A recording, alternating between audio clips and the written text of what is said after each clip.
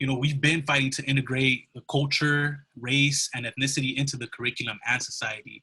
So in 1867, Howard University is chartered by the U.S. Congress and is one of the historic Black colleges in the nations in 1867. In 1887, the Kamehameha schools open in Hawaii, and they start serving Native Hawaiian children. In the 1880s, George Washington Williams wrote his version of African-American history. And in the early 1900s, Jovita Hidar was a Chicana teacher in Texas. In 1914, she quit her job and became a journalist who criticized racism and violence against Chicanos in Texas. And so around that time, again, 1914, she advocated for a free, bilingual, culturally inclusive education. And in 1926, Carter G. Woodson pioneered the idea of allowing a space where race and ethnicity and culture can be learned about through his proposal of a Negro History Week, along with his encouragement in studying African-American history. African-American history is actually the oldest of such fields in American education that encompasses the study of ethnicity and culture.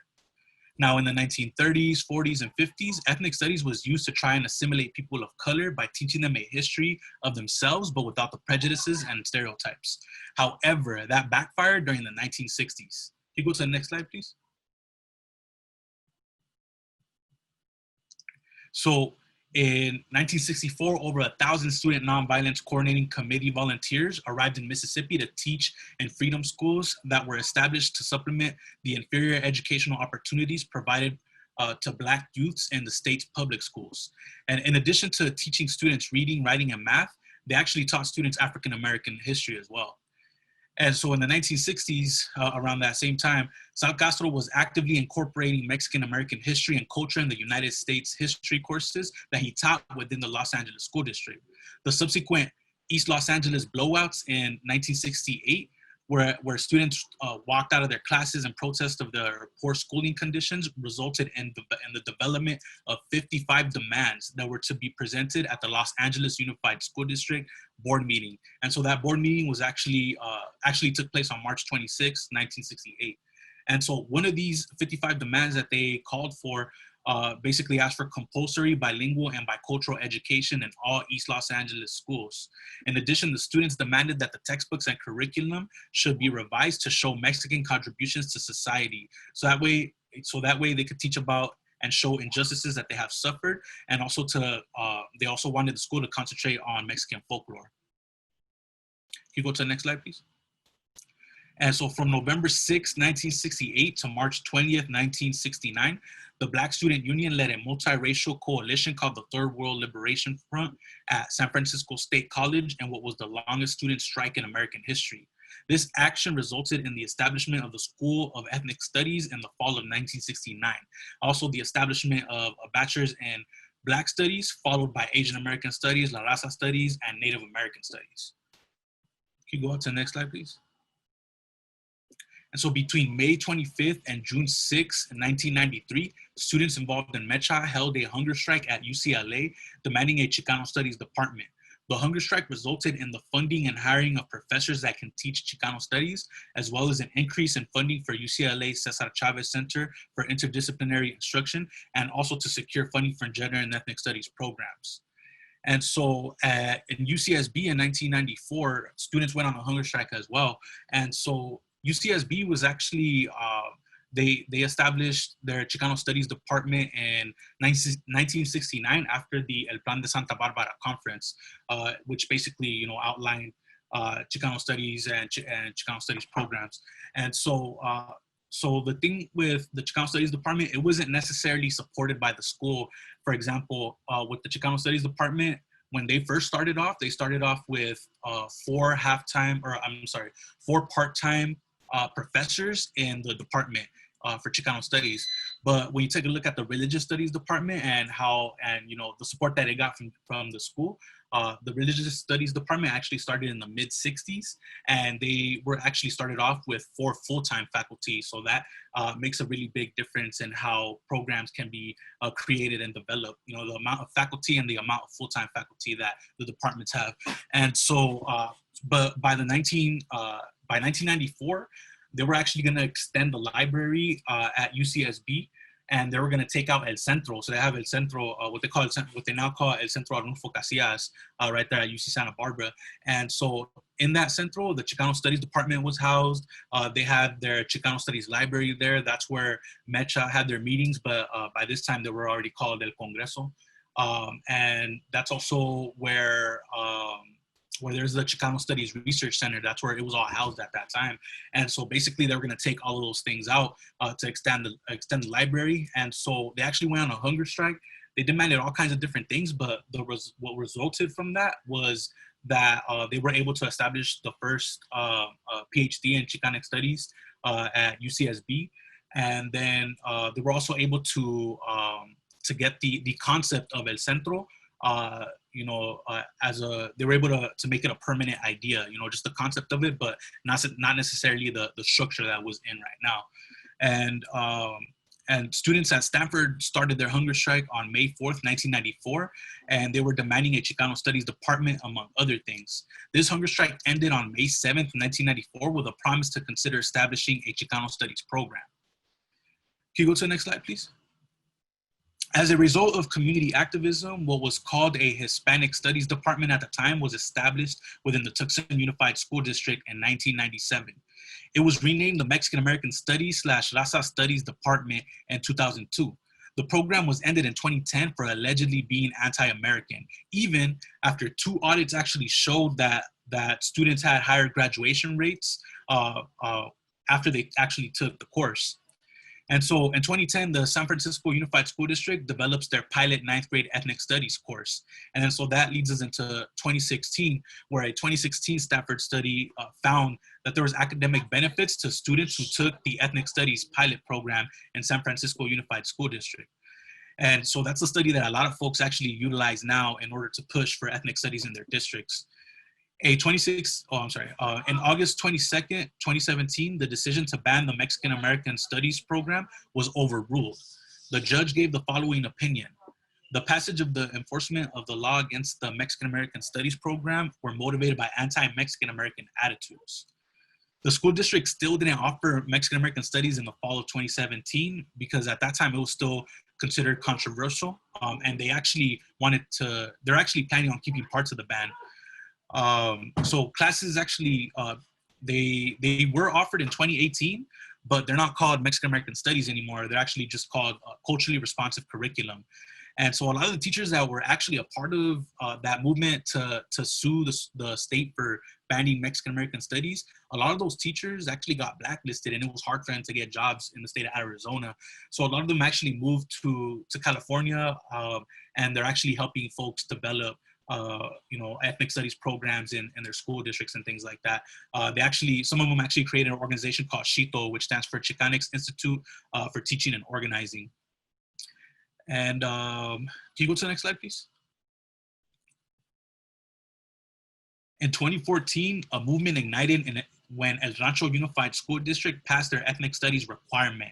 And after that, an ethnic studies now coalition, it took off statewide. And then Los Angeles and San Francisco, they passed their ethnic studies graduation requirements at their school district over there. Can you go to the next slide, please? And so we head into 2019, into this era of ethnic studies now. And so in San Diego Unified School District in 2019, they passed their ethnic studies graduation requirement.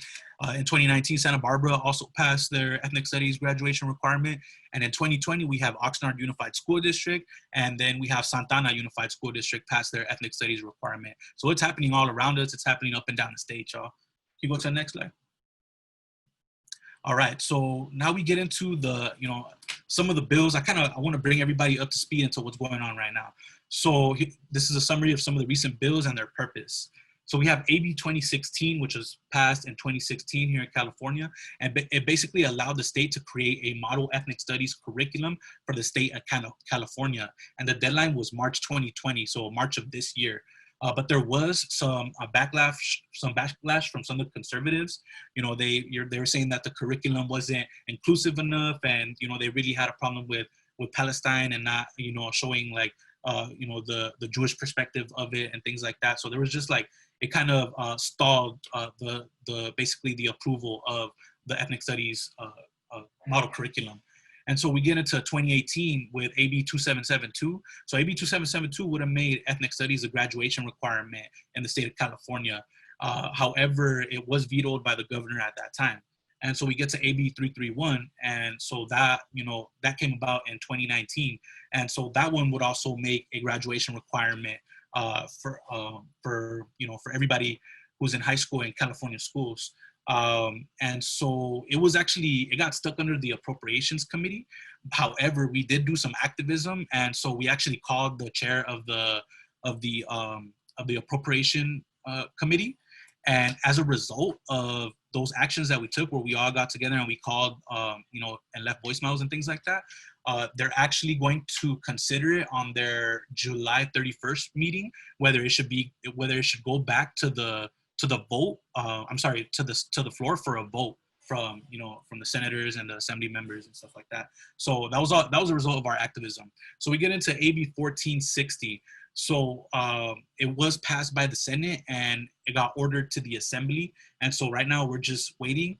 And so AB 1460 actually was a reaction to the phasing, the attempted phasing out of the ethnic studies requirement at the California State University of of Northridge, sorry, so CSUN. And so basically they were trying to phase out their ethnic studies requirement over there. Students fought back, and we were able to get this piece of legislation. We're trying to make sure that the governor signs this, and it would make ethnic studies a graduation requirement in all of the CSU system. And so we move on to AB 114. So that basically was just passed to extend the deadline for the model curriculum to 2021, to March 2021. So it extended the deadline for another year, and it was approved by the governor. One thing about that though is that I do know folks who were in the original the original model curriculum committee for the state, and a lot of them are scholar activists, and they broke out from that committee. They said that the state was watering down the curriculum. They said that they basically the state is not being transparent with them. So they broke out and they created what they call the Liberated Ethnic Studies Model Curriculum Coalition.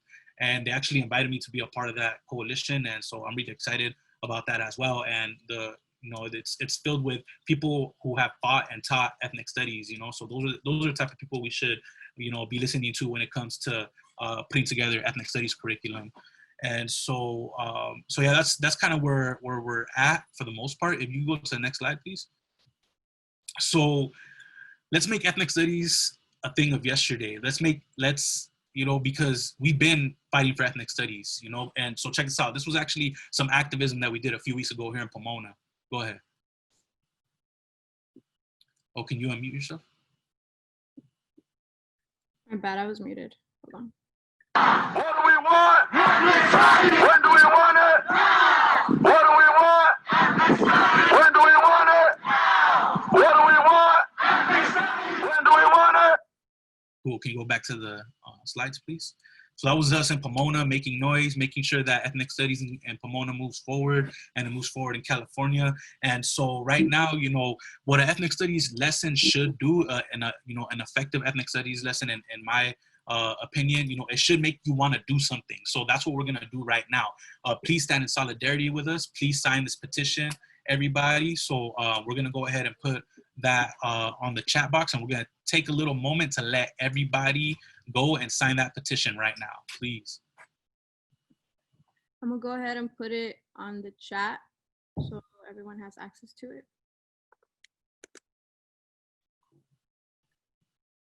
Thank you. Can you share your screen again, please?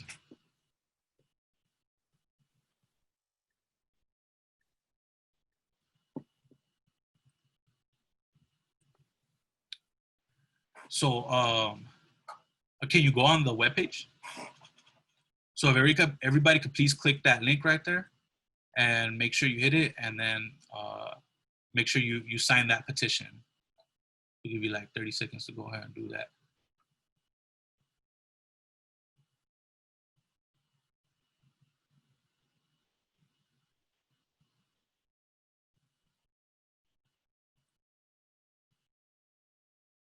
All right, for sure, for sure. And then if you can go ahead and I'll put this link on the chat right here for everybody. So can you click on that link though, please?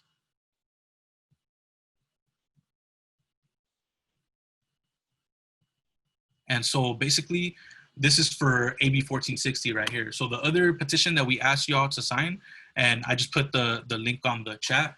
The other petition was to basically to support our proposal to make ethnic studies a requirement at PUSD. And so this one right here, what we're asking everybody to do is go ahead and Brenda, if you're down to like, you know, maybe, you know, put in your first name and last name and stuff like that.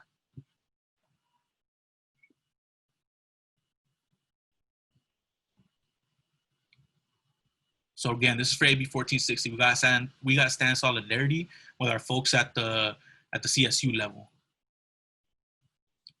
So educational concerns, and then click, there you go, click continue. So everybody could do this right now. Appreciate y'all. And just write your message. Just say, hey, California Governor Newsom, we support AB 1460. We believe ethnic studies should be something that everybody is able to benefit from and take advantage from by taking the ethnic studies course. And we need to make sure AB 1460 passes. So something like that,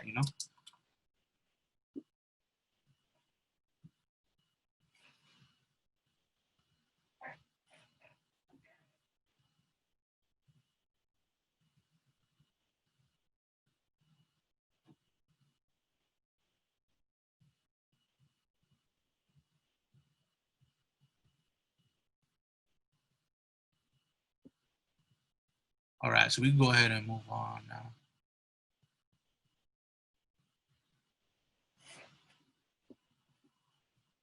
All right, go ahead. So make sure that you all send in those emails. So check this out. I do like to challenge the notion that the movement for ethnic studies started in the 60s. However, if we look at ethnic studies holistically, we have been pushing for ethnic studies in various ways since 1867. So we've been pushing for 153 years, y'all. In the 1867, around that time, we were integrating culture, race, and ethnicity in the curriculum and society. That's what we were doing at that time. In the 1990s, we were starting for justice. We weren't getting it, y'all. And that with the little piece of justice that we got in the 1990s, we were trying to preserve our precious knowledge. But now since 2014 and 2020, we're not asking anymore. We don't. We're not going to ask to be taught our own history anymore. We need ethnic studies now. We need it as a graduation requirement. We don't just need it integrated. We need it as a requirement. But from now on, let's make ethnic studies something of yesterday, y'all, because we've been needing ethnic studies since yesterday, given everything that's going on around the world and going on here and in our backyards and in our communities. We got to make sure that we challenge racism with one of the systems that was created to create systemic inequities. And let's make sure that we integrate ethnic studies into the curriculum, and let's make sure that we make it a graduation requirement for everybody. Thank y'all so much.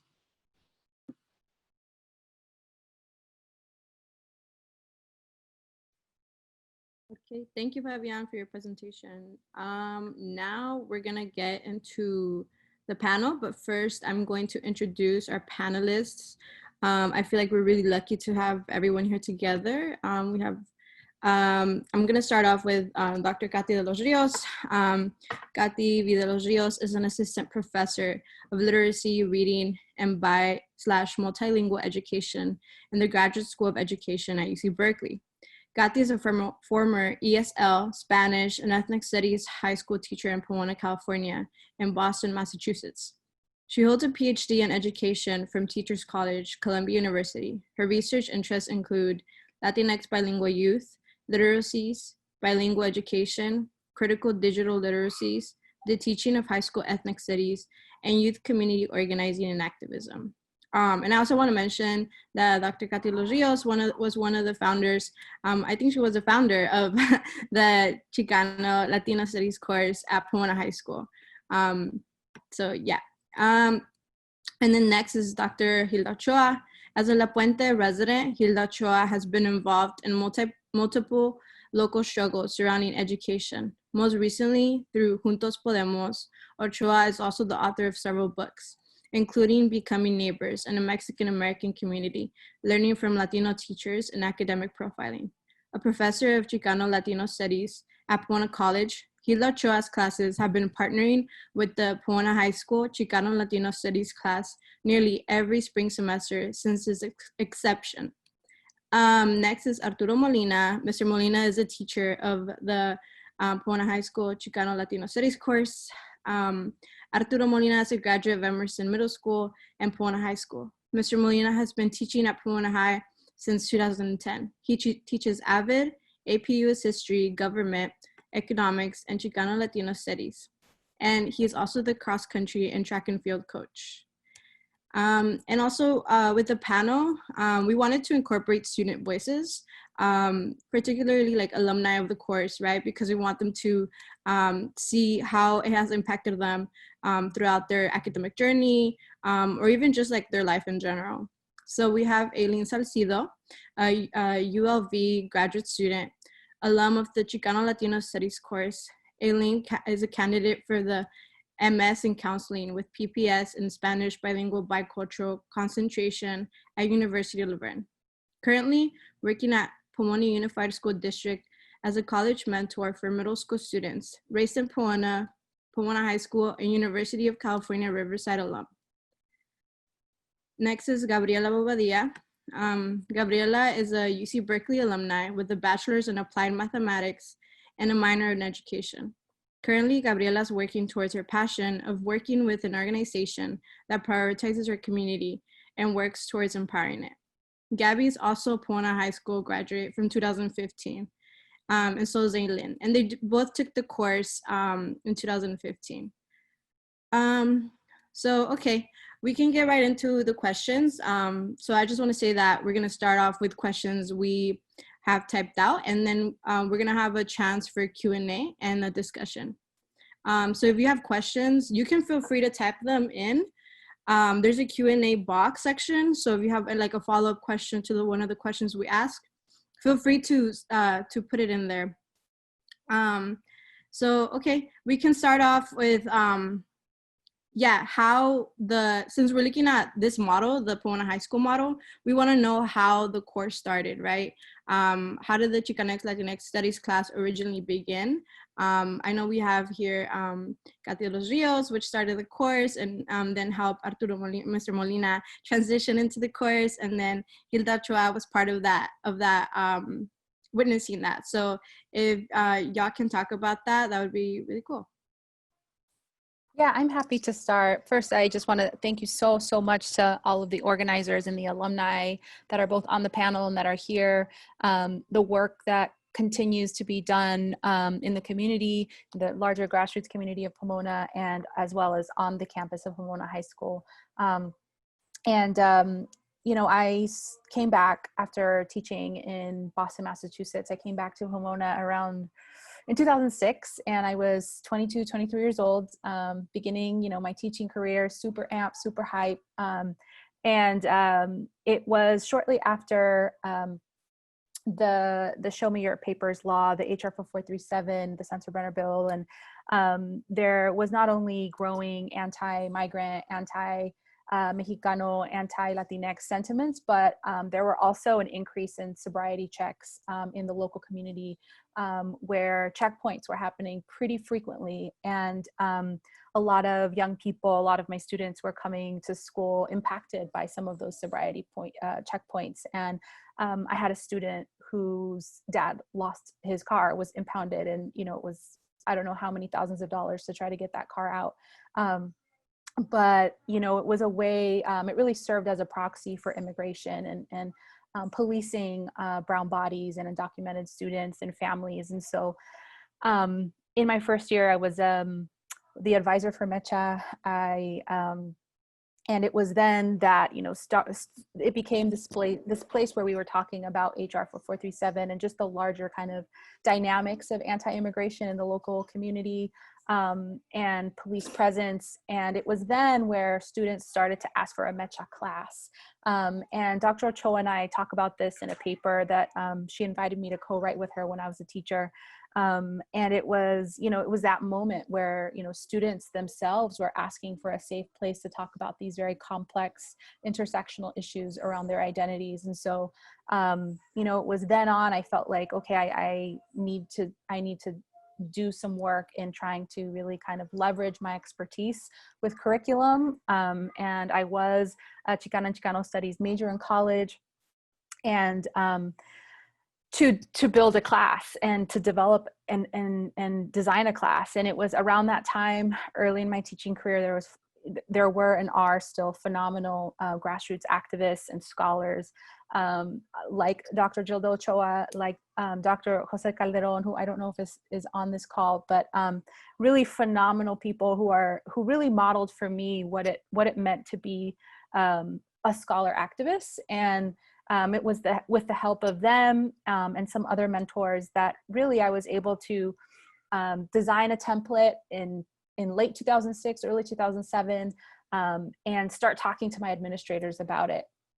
And at first there was some pushback around, the need for this class, and could our students really do this type of coursework? Because I was really trying to center Latina, Latino, Latinx literatures. And so a lot of these books that we were using were the books that I was reading, that I had read as an undergraduate in some of the Chicana and Chicano studies classes that I was taking. And so I remember the library, I shouldn't say anybody, but I remember people being like, I don't really know if our students can do this work. I don't really think our students can, do that level of rigorous reading and finish multiple books in a year.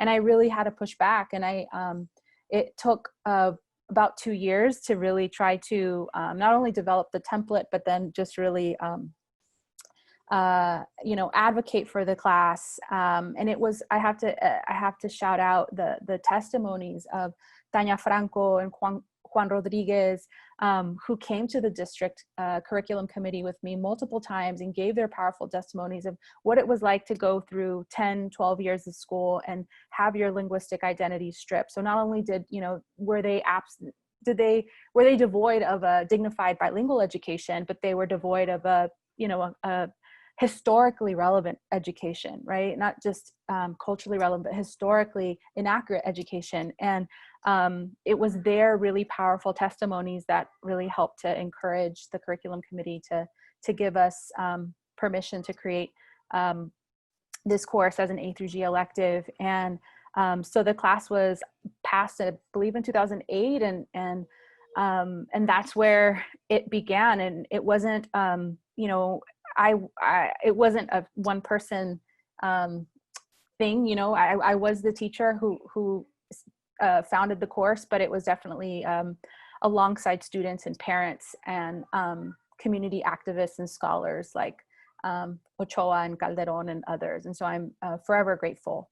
But I'll stop there, and I'll I can pass it on to Arturo or whoever, Mr. Molina or whoever else would like to speak, because Mr. Molina and I did overlap teaching. And so I knew early on that when I was a teacher trying to teach these concepts, there was not a lot of information and curriculum readily available on the internet. I couldn't necessarily Google, how to teach these, hegemony and counter hegemony. How do you teach those things? Where's the curriculum, right? And so a lot of it, had to really be context specific, like born out of our own local struggles of the Inland Empire and Pomona, and really, carve out and create curriculum that really attempted to wrap itself around the lives of the young people in the classes themselves. And so I think it was my years of teaching early on that I was like, I have to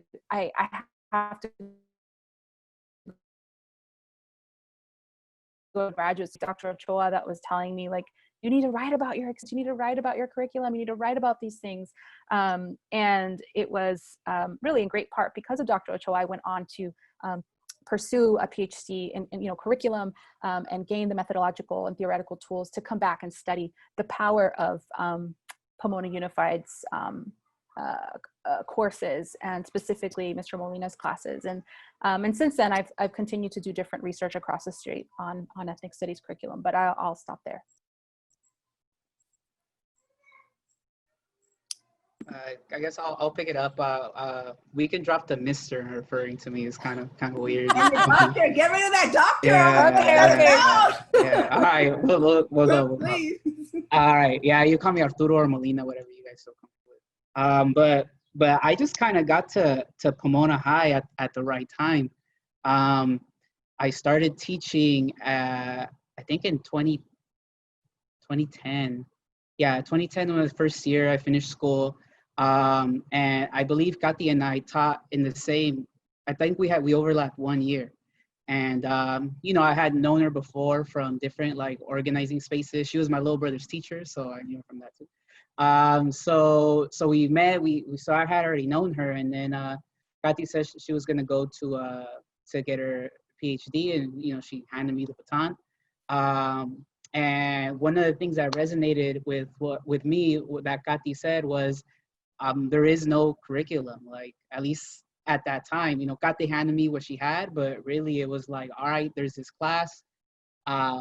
There's no real standards, there's a syllabus, but do. And it's hard, but that was like the coolest thing for me ever, because one of my favorite thing to do being a teacher is just create, like go find information, make it accessible, make it fun, make it dynamic, and deliver it, and we'll see what comes out on the other end. So that's been my role at Pomona High, just trying to make that class as engaging, as fun, as I guess wanting to make that class something like, oh, I can't wait to get to sixth period, it's gonna go down type of thing, and it definitely has its challenges, which we might get into later, but that's been my role in teaching the class, just trying to create some cool and some good experiences for the students. And then Gilda, you can talk about how you fit into all this. Yeah, no, great. It's really, really great being here. Katy and Arturo and I were kind of thinking, when was the last time we got together, the three of us? So Brenda, Fabian, and others that brought us together, we think it was probably that 2009, right? That first, or I guess it was 2010, because it was the second semester of the first year. So I teach at Chicano Latino Studies at the Claremont Colleges, and just to say that we are one of the oldest in the nation, but as Fabian said, it didn't come just the generosity of the school, right? It took years of organizing, student organizing, community organizing, and when it was finally established, it was established in a way that we were all hired in two different departments, and we were hired not even like our physical space being together. So the ways that institutions work to divide and sort and kind of maybe establish something, but not wholeheartedly. So I had started at Pomona College in 1996. And about, I guess, 10 years later, I started hearing about Katy from my brother, Enrique, who's on the call. Oh, you need to meet her, you need to meet her. And it just so happened that we were together at CABE, the California Association of Bilingual Educators conference together. We had both gone, she with her mother, me with my mother. I think was on the call too. And because it's always about family, and we happened to be at the same session, and so I think a little bit of magic happened for me. I was very lucky to meet Katy, because at that point, with the ethos of Chicano Latino Studies, many of my Chicano Latino studies classes at Pomona College, we were engaged with various community-based organizations. But it wasn't really sustainable. It was maybe short term, it was a couple of weeks, it was maybe just that semester. And it's really about not only being in community with organizing and transformation, but it's about building long-term relationships.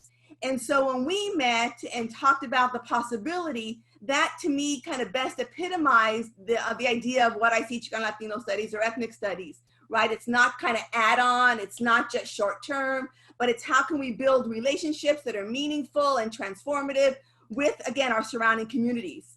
And I remember a couple of stories early on that Katy said that one of the students in her class, as we were kind of building that first spring semester, was a student said, and I may misquote, but the idea was, we don't need any more tutors, which again is key. And I always share that in the classes today, because the whole idea is too often there's an efficiency framework that is involved with working with our communities, that somehow colleges and universities go in, right, to high school and tutor, which is a very hierarchical framework that diminishes the knowledge, the experiences, the wealth really that our communities have. And so I think the high school student clearly saying we don't need any more tutors was challenging the whole charity model and challenging the whole idea that knowledge only comes from institutions of higher education. And so from the beginning, it was always about collaboration, building together horizontally, right? We're learning from each other. And so I do believe that I've gained so much from the partnership. And I know there's a couple of Claremont College's students, alum on the call. And I think we've all, if I can speak for you all, I think we've gained, right? You've breathed life into the Claremont Colleges. Those of you that don't know, Pomona College is literally kind of 2 main blocks away from Pomona High School, but the disparities are real in terms of race and in terms of class. And by design, the Claremont Colleges have tried to keep out communities, right? And so it's about breaking down those binaries and borders and building. And so I've been fortunate to work with Gatti, and then when Arturo came on board to continue that work, and happy to share a little bit about what that work has involved and how we've kind of changed with that process. But thank you. Thank you. So just for people that don't know, if anyone could talk a little bit about what are the ways that Pomona College, even the Centro Jornalero de Pomona collaborates with the PHS Chicano Latino Studies course, because I think it's really important. I think that's like one of the main ways that a lot of people or students in Pomona High School were first introduced to, like, you know, quote unquote, like civic action. So yeah, can someone talk a little bit about that? Yeah, I'm happy to talk about that. So again, it was coming out of this larger organizing for immigrant families and the protection of immigrant parents and immigrant families that were on their way to and from school, to and from work, and to and from school. It was, and I'm not exactly sure when it happened, but it was, again, through the mentorship of Jose Calderon and his powerful work with the PEOC that we eventually united, because so many of the students at Pomona High had parents or uncles or family members that were involved with the Day Labor Center, whether it be finding dignified avenues for work or participating in their círculos de estudios, the workshops that they were doing around knowing your rights. And so a lot of young people had kind of some sort of connection to this Day Labor Center, and it was really through conversations with Jose Calderon that you know, we came to unite, and it was the parents and the students and well, all of us really that came to believe that these posadas were probably one of the most powerful ways to show our solidarity, to walk in the beauty of resistance, right? And use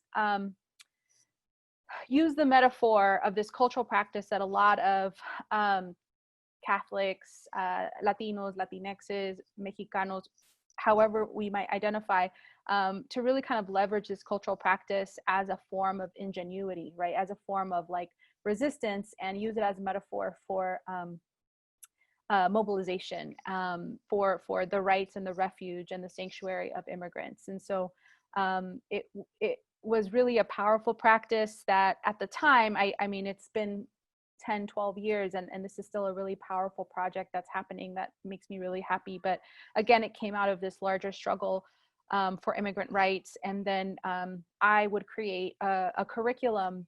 I had created a curriculum that would mirror this particular community-based project. And then it has transformed and evolved and continued to grow in really powerful ways with Arturo, who's now been leading the partnership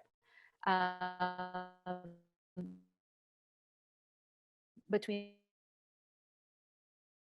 the, you know, I think it's oftentimes like steeped in white middle class norms where we center simulations or talk about voting or talk about volunteering, and it's often very disconnected from the racialized and linguistic identities of young people of color, who have very different relationships with authorities, right? State authorities, legislations, you know, power, And they themselves know what it feels like to not be part of this dominant group. And so oftentimes civics is taught in ways that are just very disconnected from the lives of our students, especially in Pomona. So this is just another way of kind of elevating students' civic literacies, critical literacies, and just really honing their language around you know, terms and understanding like city ordinances and state policies, federal and state legislations, and being able to really you know, develop those kind of rhetorical skills that we all need, especially in an administration like this, where we have to be on our toes and be able to really kind of have those racial literacy skills to fight back and speak back to a lot of kind of the racist rhetoric that we see on a daily basis. So yeah, it happened. It came out again around 2008, 2009. And it's a really powerful project that a lot of alumni from the course and program continue to come back to. Arturo and I published a paper on the curriculum of Las Posadas that just came out several months ago. And I'm happy to, you know, send it to you, Brenda, or whoever, and you can share it with whoever you'd like. But yeah, I'll stop there. I'd like to hear from Gabby and Eileen about what it was like making the posada. I can go first. So I took the class in 2015 with Mr. Molina. Taking the course was really a game changer for me. It really helped me to think collectively and like holistically of everything. And so every time I would step out of that classroom, every day I would be more critical and more analytical of like the frameworks and the system in general.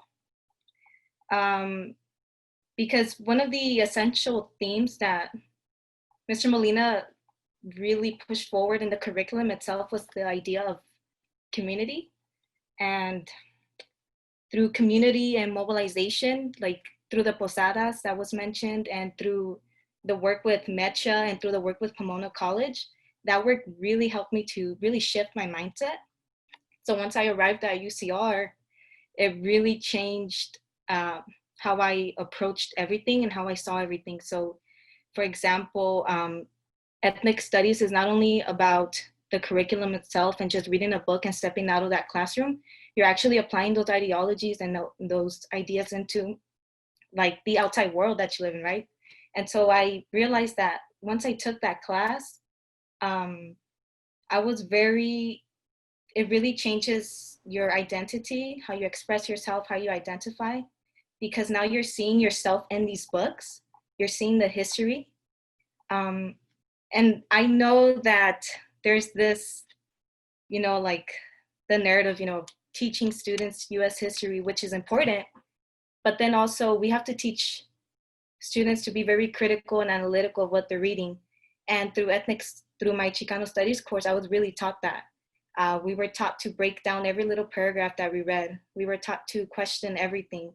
And that's another thing that was really pushed forward in the class, the theme of questioning your surroundings, questioning just everything. And that would lead to dialogue, that would lead to discussions. And as someone that's in Laverne studying to be a counselor, I feel that these are the type of courses that will help students flourish in every single way.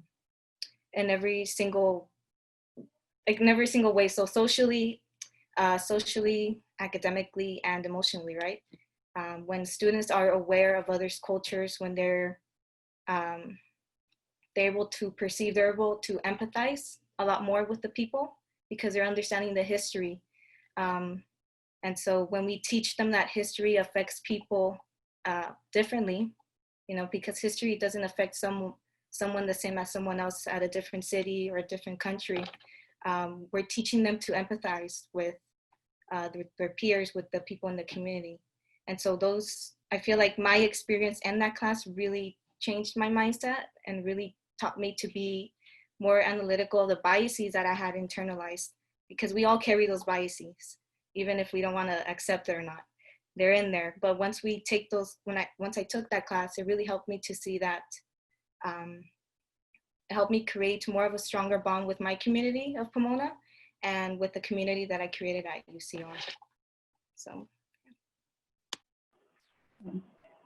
So for like me, I grew up in South Central LA, so I had never left that community.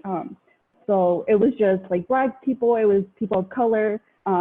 So when I moved to Pomona, it was, and then taking the Chicano Studies class, that was a very fascinating idea. I've never learned Chicana X history. It was my first time learning about hegemony, about redlining, and I think growing up in a low-income community, as a child, I had internalized my place in society. I had always questioned. People had always told me that my community wasn't the place that we were because of our own faults, because of what we had done, and if we just worked hard enough, we could get out of that place. So I think as a child, I always carried that. So taking a Chicana X Studies course, that was really liberating for me. It was my favorite class, as Mr. Molina said, like he accomplished that feeling of like wanting to go to that class because it was the first time reading studies and papers by people who shared my history, and it was the first time learning about the LA walkouts and all the history that our people had contributed to and that I had never learned. So it was such a liberating thing to learn, and also being able to work with like Pomona College students. That was a new thing too. Like I never thought that as a high schooler, as a person of color, we could work with people in those situations, with other students that were in such places.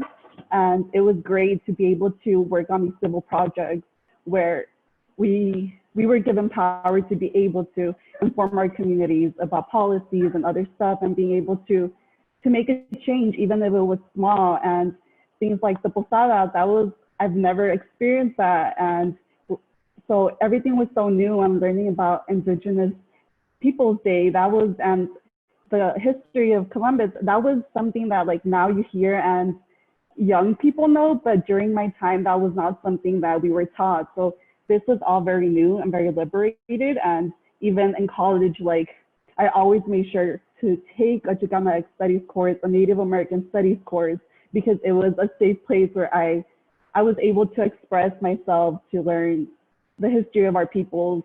So I think being introduced to that feeling and to that power in high school, that was great.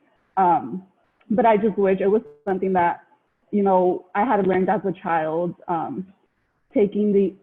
having been like taught our history. So that was just my piece of what I felt and my connection to like Chicana X Studies course at P-High. I just want to add one more thing. Like these courses really helped shed light on people's identities, and it helped people feel more acknowledged, because in elementary school, because I know the initiative is also, if I'm not wrong, is pushing towards getting the curriculum into K through 12, right? And elementary school, I was never taught these topics, the history. I was always taught US history from a very Eurocentric, heteronormative perspective.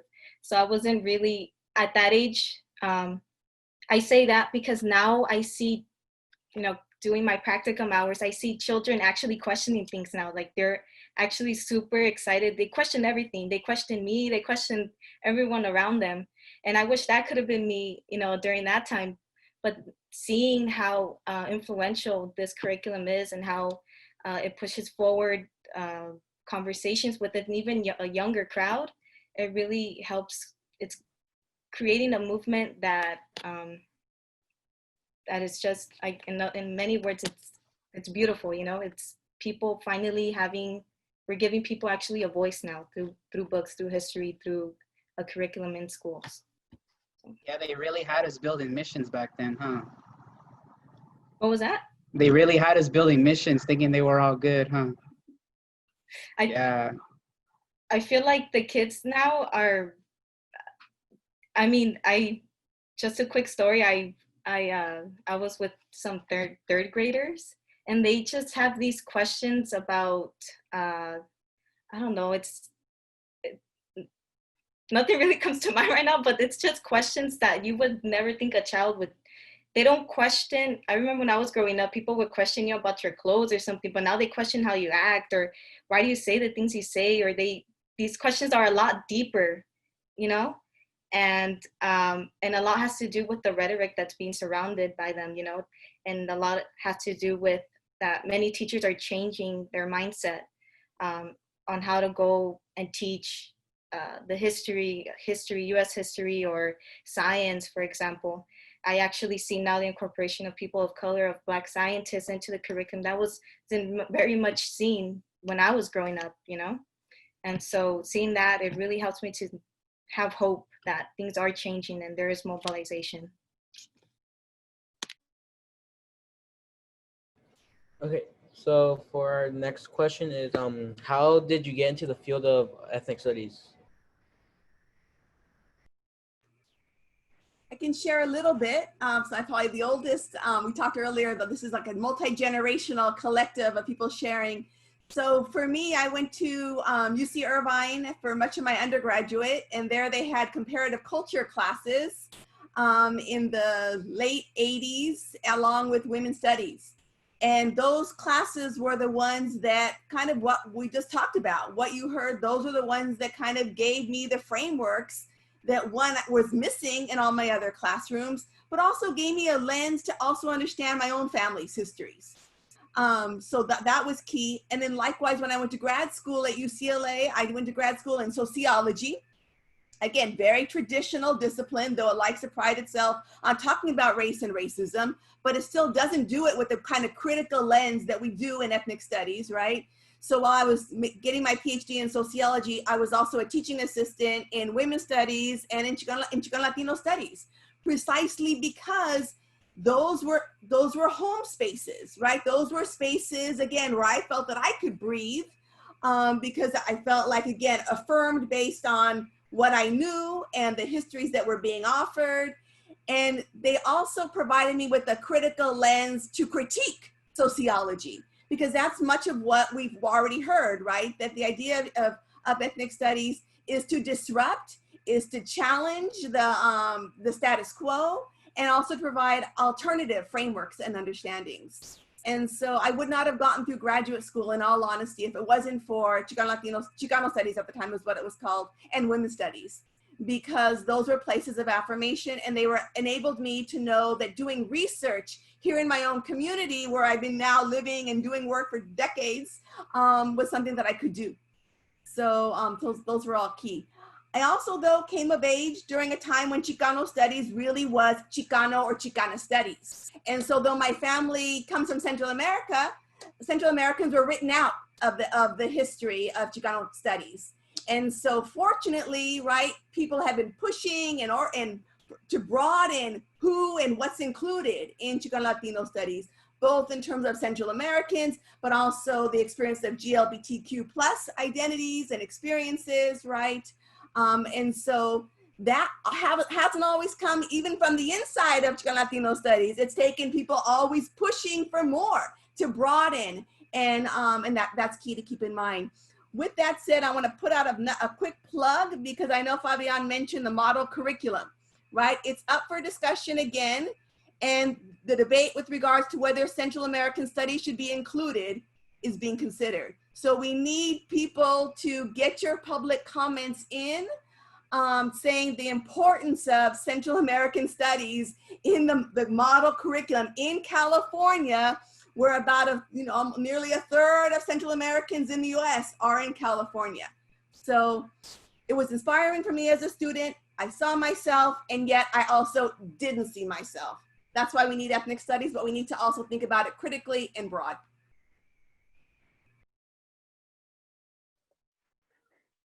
Thank you. I can share briefly. So I am the daughter of a Mexican migrant who came to Pomona in the late 1970s and had a middle school education, and really, for the most part, did everything from day labor work to factory work in downtown Los Angeles. My mother was a former farm worker in Woodland, California, who later became a part of the Migrant Mini Corps, became a migrant educator in her late 20s and 30s, and prior to her moving down to Pomona. And it was my mom's kind of experiences as a farm worker that eventually led her to community college, where she began to be very active in the Chicana and Chicano movement. She eventually, after her third year, transferred to UC Davis in 1969, where student strikes were happening all over the UC campuses. She was one of the strikers. She was one of the founding MECHA members, but one of the founding strikers for a third world curriculum at UC Davis and in the UC system. And so I was raised with a consciousness, the working class consciousness of my father, but also the kind of the radical spirit of ethnic studies and activism from my mother, who was active and on the ground for the fight for ethnic studies, but also for bilingual education. And so I was raised in a household where, I was regularly reminded that the fight for bilingual ed in both the Puerto Rican civil rights movement on the East Coast and in Chicago, and then with Mexican Americans in the Southwest, bilingual ed was always centered in this larger kind of movement for ethnic studies. So, I would say I am second generation ethnic studies. I was really kind of raised with an alternative ethnic studies first at home. And it really kind of inspired me to not only become a bilingual teacher, but an ethnic studies teacher, and now a researcher of ethnic studies teaching.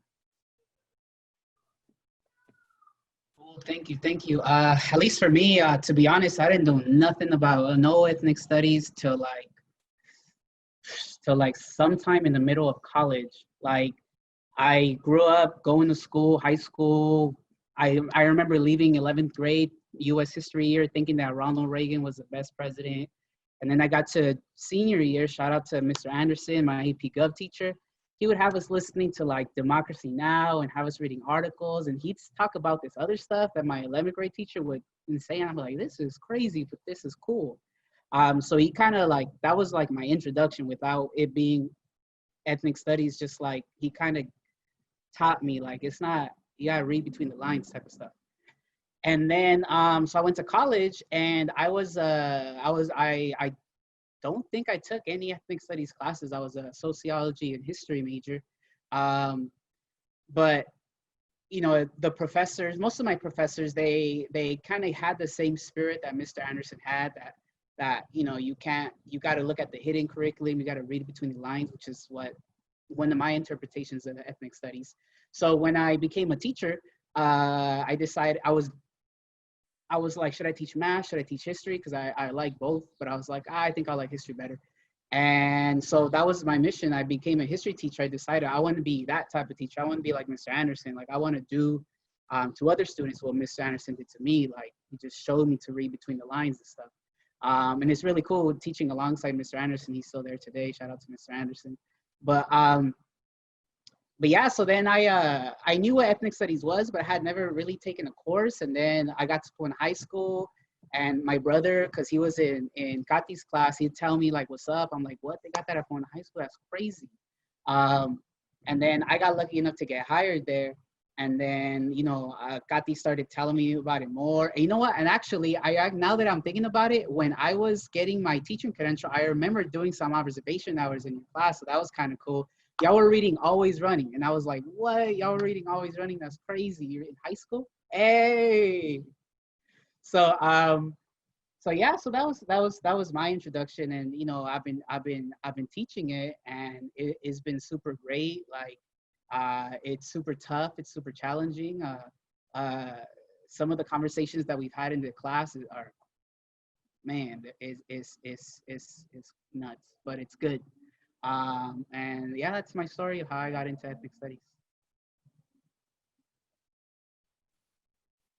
Yeah, I just wanted to add, because I was also part of the class, that Mr. Molina would bring like rap, corridos, and like all these types of really cool, things into the class. And like, we would just dissect them. And like, yeah, it was just crazy to me.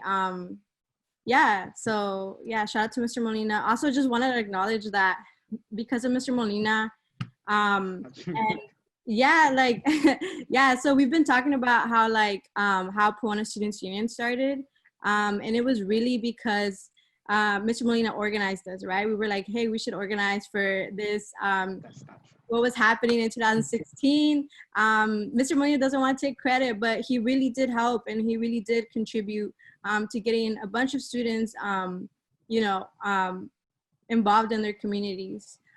So I just want to give him credit on that because he really did lead us in that. And then Hold on. That's not all the way true. Let me set the record straight. In the CLS class, so after shortly, like the next day after the election of 2016, it was just dark at school. Like it was just bad for like a month, and like it was even before sixth period came. Like some students came at lunch, like, "Yo, we got to do something," and they already did like half of it. And I was basically just the adult. Like they were like, "We need an adult there." I'm like, "All right, I got you guys. Don't trip." And then we had like a little rally at the district, so students can voice their concerns about the election and kind of show that you know we're all united, even though the federal government's doing something crazy. And it was there that on the side or whatever that PSU got like organized themselves. So it wasn't me. It wasn't me. All the credit goes to the young people who did it themselves. I was just the adult there. It'd be cool to take credit, but I'm not gonna take credit because it's the young people. Not me. But it's dope what you're doing.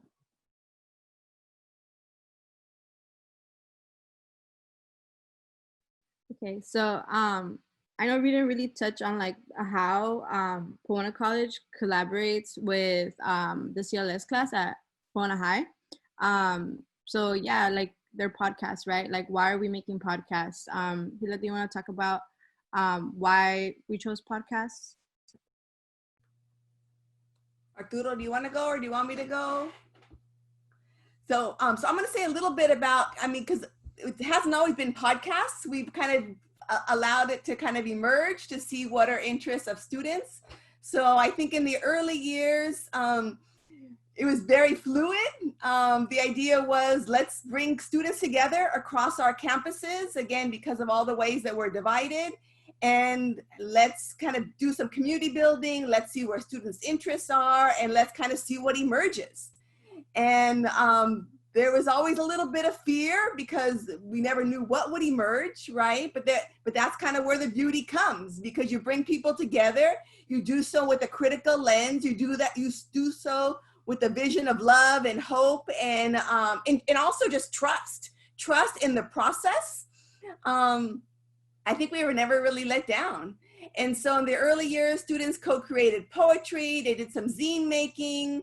We would oftentimes Pomona high school students would want to come to Pomona College to have events there and kind of showcase the work because of the ways that the colleges have been so exclusionary. And so students did t-shirts. I'm wearing one of the early ones, I think 2011, Palabras de our youth. The students had this. So, and then as we said goodbye to Kathy, and she went off to get her PhD, and then luckily, happily, that Arturo stayed on and was willing to keep working with us. We met, we kind of strategized, and I think we had some of the same ideas, right? It's about building community, breaking down these divides, drawing on the strengths, the ideas, and the energy of students across classes and see what they wanted. And then I think some of the components that we added was this idea of sharing spaces. And I think that's been I think that's been key. It's been foundational because the idea is we would come together maybe 7 or 8 times throughout the semester in various ways. But in the sharing spaces was to actually spend a day at Pomona High School. So the college students go to class, right, with the high school students, have lunch together, because part of building relationships is kind of walking side by side with one another in our spaces and introducing people to people that are in those spaces. And then likewise, the reciprocating. And so there's a day that Pomona High School students come to the Claremont colleges. and do whatever white students are doing. Maybe going to classes and maybe having, you know, going to the dining hall, eating, talking, sharing ideas, and students can tell us a bit more about maybe some of the intimacy that emerges in those dynamics, the dialogues and so on. And I think one thing we've learned in terms of, I'm talking a lot, Arturo, I'll say this one last thing, is with the kind of each time thinking less about focusing on a product and more about emphasizing the process. We've always focused on the process from the beginning, right? But we always wanted something to come out of that. And that was kind of putting an undue stress. And also I think it wasn't always in alignment with the idea that we were hoping to foster. And so we've been a little bit less on the product and really kind of let's just be together and talk and strategize and share space with that critical consciousness. The podcast did emerge from the 50th anniversary of the Chicano school walkouts. And that was one of the ideas, but I'll end there and hand the floor to Arturo if you want to add or correct what I was sharing. No, yeah, I'll add a little bit. Just the part that I wanted to echo is, you know, I agree that at first we were maybe a little too focused on the product, definitely focused on the process, but you know, both you and I noticed that the students were kind of freaking out, like it was finals, second semester, and you know, we came to the conclusion that why don't we just kind of organize a space and just let the students lead the conversation, and then we'll just kind of learn from each other. You know, everybody has comes from a different background. Like some of your students come from all over the United States, all over the country, and several countries are represented in my class at Pomona High, and it's been pretty cool. This year it was interrupted. We didn't really get to finish, but yeah, I really just enjoy the conversations, especially me sitting back and just like seeing what the young folk, what's important to them and what's on the forefront. Maybe the alumni can jump in because like Gilda said, we change every year and I can't specifically remember what 2015 was like. You guys remember anything from the collaboration? It was 5 years ago, but but I do remember as Dr. Ochoa said, it was how students from Pomona College came to our campus, P High, and they kind of like spent the day with us. And that was a new experience just because I knew Pomona College was there and the Claremont colleges were there, but we had never interacted in that way. And I remember when the students from the Chicana X class met with the students from Pomona College, they even expressed how they were literally like 5 minutes away, but they have never even like stepped foot in Pomona. So that was new for them as it was new for us. And also us going to Pomona College and spending the day with our group and the student that went there, that was really different because I think I had never, like as an avid student, we would visit colleges, but I had never actually gone with a student to like show, because I know the Pomona College student showed us like her libraries and I think we went to one of her classes. So it was all really new and it was great to kind of connect. And I remember we met one night and we all kind of voiced the issues that we wanted to work on for our project. And I think that was a really nice thing because it wasn't like a teacher telling us these are the topics you're gonna work on and choose one. It was like, okay, what issues do you guys wanna focus on? What issues are you guys concerned with? So that was really nice because it felt like a sense of power, like, oh, like my concerns are being heard. So I think that was great. I'm being able to pick what projects we wanted to work on. That was a nice thing. Yeah, for me, that project really stood with me until now. Like Gabby said, it was 5 years ago, but something still come to mind. And one of the things that really stayed with me was the interactions with the students. And like how Gabby had mentioned and yourself, Dr. Ochoa, Claremont and Pomona are not that far away from each other. And that division line, once you step out of that division line between Claremont and Pomona, you see the difference right away.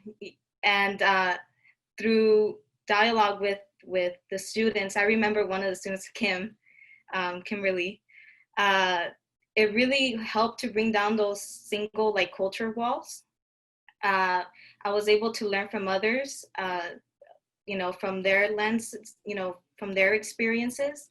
And that was one of the biggest takeaways. So I really appreciate how through ethnic studies, through the Chicano Latino class, how again, I emphasize the whole theme of community and connecting and creating those bonds, because I believe that one of the essential themes of what ethnic studies is to create community, and to create an understanding of others' cultures, and just be culturally competent, because through ethnic studies, that's what we're trying to create, that cultural competency. And through projects like with Pomona College, we're able to create those connections and bring down those barriers. It really helps to bring different languages together. I noticed the importance of bilingualism in this project as well. I noticed the importance of just being aware of connecting with the cities around you and just being very open. So I really appreciate this push towards connecting with other cities and connecting with other students. Because during that time as well, I was also applying for colleges, and being able to step foot in there and being shown around by Kimberly, Pomona College, it was a beautiful experience.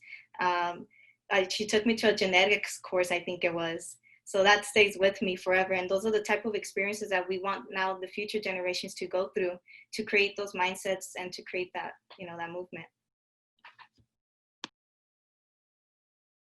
Thank y'all so much. So I just wanted to ask this question before we transition to opening it up to everybody else. So there's currently a movement to integrate, to integrate ethnic studies into the curriculum, the K-12 curriculum at PUSD, and also, making it a graduation requirement within PUSD. So do you believe PUSD can and should implement ethnic studies into the K-12 curriculum and as a graduation requirement? And how do you think it should look like?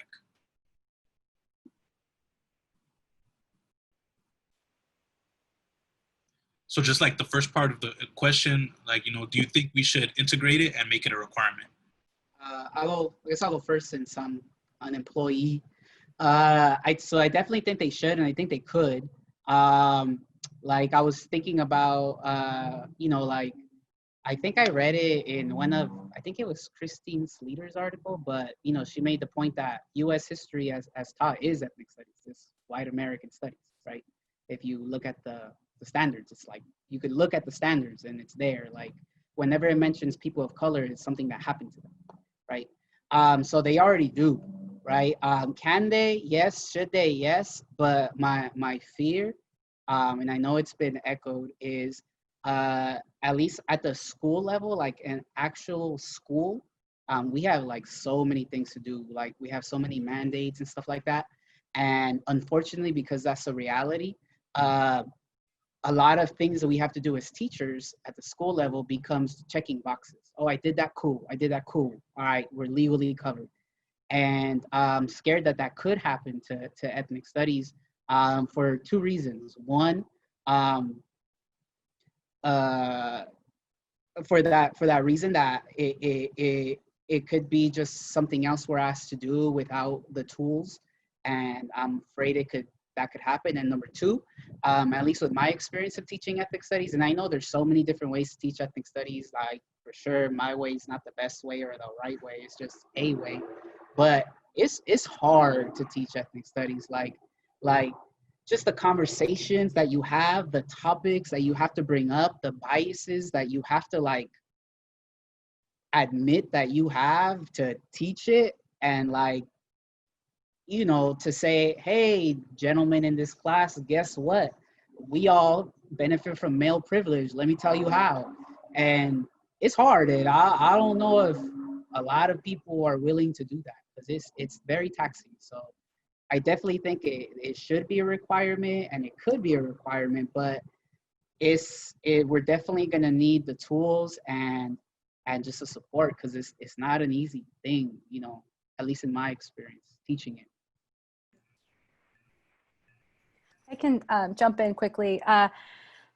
Thank you, Fabian, for that question. That's a great question. And yes, absolutely, on all fronts. And I think the difficulty is yes, some of what Arturo is highlighting, but also in my early research with, like, prior to my dissertation, I did this expansive kind of pilot study, and I was studying different ethnic studies teachers in 2012 who were ethnic studies teachers in the 90s, right? What can we learn from ethnic studies teachers in the 90s? And so many of the teachers that I was interviewing were teachers from Berkeley Unified School District, Berkeley High School.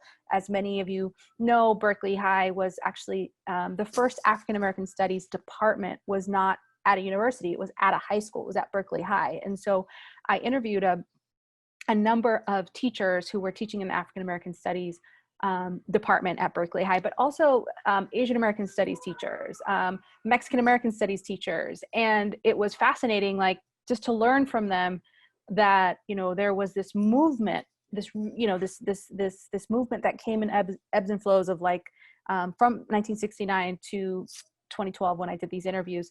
But as soon as it became a requirement,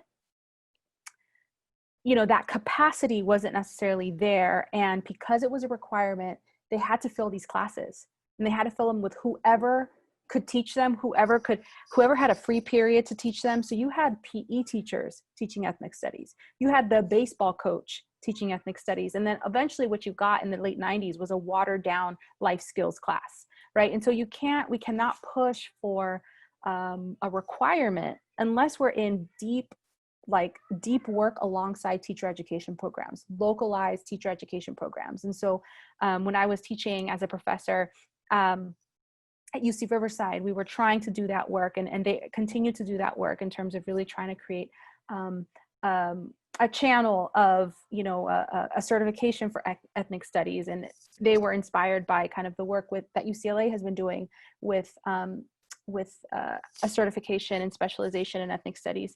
Now at UC Berkeley, there's also, like, all teacher candidates, regardless of the credential that you're seeking, you have to take courses in ethnic studies, right? And you have to understand. So if you're teaching third grade or if you're teaching biology, you have to understand what ethnic studies frameworks are so that you can teach from an ethnic studies perspective. That's not the norm, though. The vast majority of teacher ed programs are not necessarily providing teachers with the tool set, you know, the skill sets, the tools, the racial literacy that's really necessary. I mean, we can't push for these classes without the right people to be in those classrooms teaching them. And it's not to say that can't happen, but I think these are movements that have to be happening alongside one another. And, you know, I've written a lot about Mr. Molina as a teacher. And I'm saying Mr. Molina just because you're Mr., you know, you're a Mr. in my articles. But I've also written about a lot of other skilled ethnic studies teachers. And, like, what we're seeing is that the skill sets of these folks, these really powerful folks, they're 10 years in. They are 5 to 10 to 15 years in. Right. And so I think what we really need to do is really kind of create these, we need to pilot these, you know, whatever, these electives until we have a really strong base like Arturo Molina, right, to then connect with local teacher ed programs to apprentice under people like him, right, to have him be a mentor teacher for ethnic studies, which is already happening in places like, you know, teacher ed programs in UCLA and at Cal, at UC Berkeley. But again, it's not the norm, but we need to build that infrastructure. Yeah, I think it can happen and it will happen. That's our future, but we can't just focus on one thing without focusing on this larger movement of cultivating the right types of teachers. And that's definitely something that is already happening. Yeah, and if I can just add in, I'm just nodding ferociously because I agree with everything that you all are saying. I think it's not only cultivating the teachers to be able to teach the content, but also it's the pedagogy, right? It's thinking transdisciplinary, it's thinking intersectionally, it's thinking about capitalism. It's not, right, it's complex. And so for all those reasons, you need to have people that are well trained, and too many of our teacher ed programs still focus on diversity. Maybe there's one class. And we're seeing that especially now, right? As more people are aware of white supremacy and police brutality and state violence, many of our institutions of higher education are assuming that people can quickly learn about racism, right? Well, no, right? Yeah, some of people know it already from lived realities, but by and large, right, you have to study it. You have to think about it critically. You have to think about how to approach it. But also our institutions have to provide the support. So you can't just have one or two teachers at a school doing all the work on their own, because that's a setup for burnout, right? So what are institutions doing to really fully support educators that are doing the work, that are providing, right?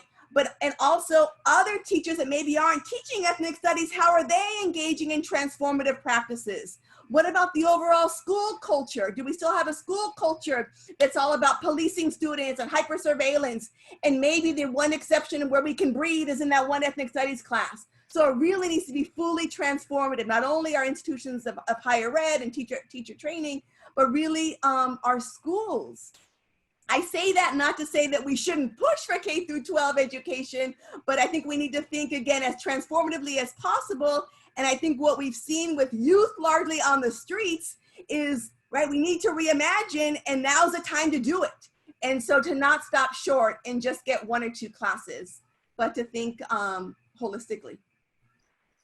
I do want to quickly shout out, I see Rita Torres here, and phenomenal educator in Pomona Unified, who definitely mentored me in my first couple years in PUSD, and that's someone who's been doing the work, and somebody who also is like, you know, there are strong ethnic studies teachers already in PUSD, and like, how can we really build off of that strength? This is like, you know, Arturo, Rita, they've been doing this work for a decade or more, right?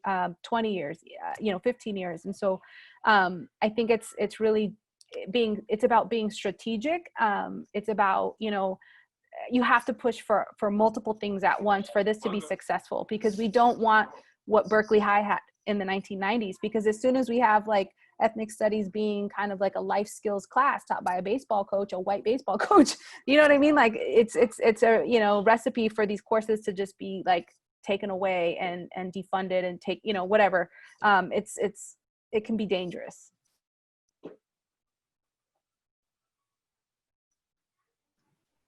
Do any of the alumni wish to comment on that? So, you know, on, you know, integrating ethnic studies and making it a requirement? I see everything from the lens of like a counselor through my training. So I believe that if we do implement these courses, it really helps the children develop emotionally and socially. And of course, academically, because it's proven that when these courses are implemented in the curriculum, the students graduate at a higher rate. And it's because of the culture of acceptance of that is created in the schools. So from the lens of a future counselor, I would say, yes, I do agree in the implementation of these courses. I also believe that as counselors can also be part of this movement, and that is through collaboration with the teachers. So by exchanging resources, being highly involved in the cities that, you know, of the school districts. I'm also speaking as a PUSD employee. So advocating for the things that you see that could be done better, advocating for the students, and also ethnic studies. And I always bring it back to community being one of the biggest themes. Creating those spaces, like I was mentioned, also for the families and how they can be part of this movement as well. So when we incorporate the families and the students, we're creating a much more stronger movement, and we're giving them a platform for them to feel accepted, welcomed, and, you know, feeling nourished, because that's one of the biggest things also in these courses.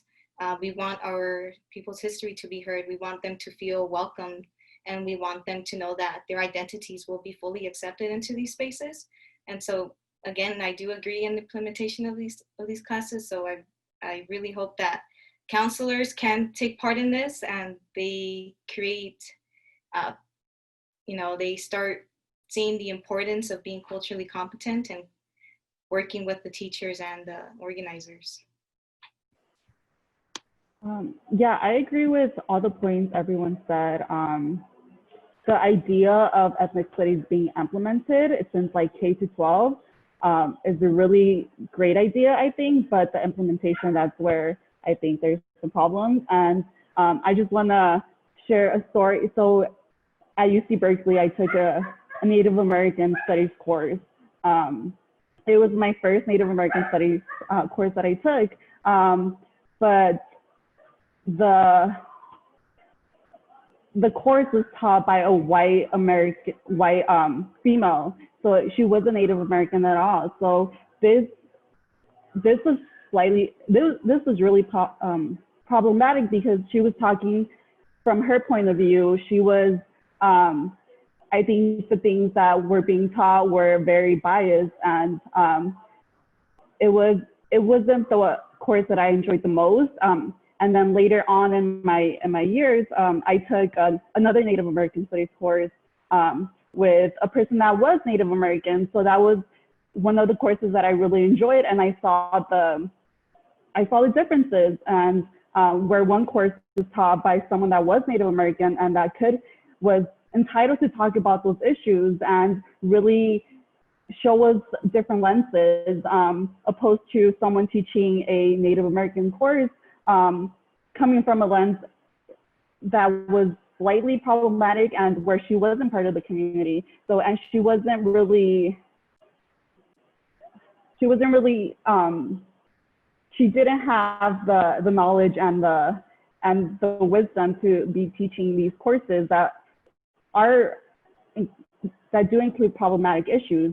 So I think, as Gatti Del Rio said, the idea is nice, but it would be good if we had the teachers and the employees that were capable enough to teach these courses and the way that they should be taught in order for them to be beneficial.